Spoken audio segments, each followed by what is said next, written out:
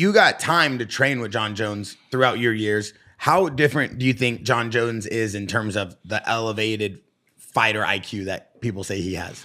Oh no, John's actually very smart at fighting. He sees things. He's one of the, I think, there's different levels of intelligence, different lanes, basic people being, I've sat there, spoke to some people that, like, this guy's not very bright. And then we get on a topic that's up their alley and they seem like a genius, like, oh shit. All right. Well, we just, that's where this guy's lane is, where he's able to be informative and where he has understanding.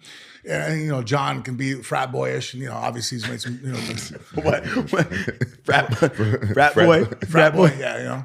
What does frat boyish mean? Let's see. Like one time I remember, and I was like, "There's no fucking way that's happening." Everyone, with all the guys after training, went to the movies and stuff, and then like they were like taking their shirts off and like being loud and screaming. I'm in like, a movie theater. Yeah, and I'm like, to me that's frat boy shit. You know what I mean? Like, Bear would have loved to be there.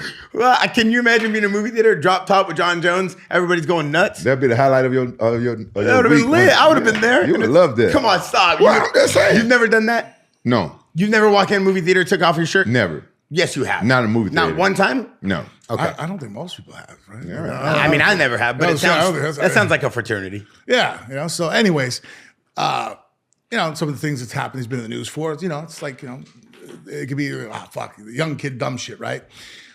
But one time I sat in the room, we were sitting there watching a fight, and it was breaking down, and I was there specifically to sit with Greg Jaxxon and watch him break the fight down.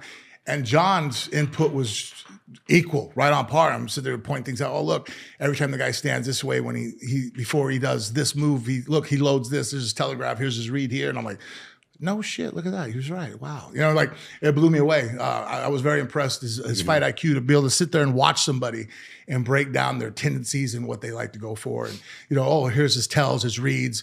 Look what he's thinking here. I can tell what he's doing here. This is why he goes for this. And you can sit there and watch the patterns play out. I could tell he was like that because when I fought him, I could tell.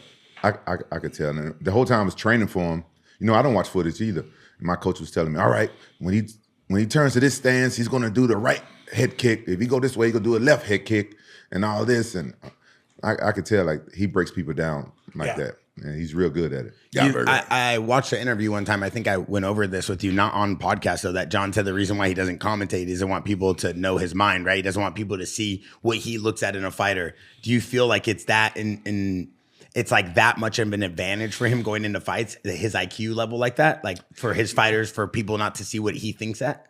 Yeah, but I think that he's overestimating people's ability to be able to absorb and take advantage of that.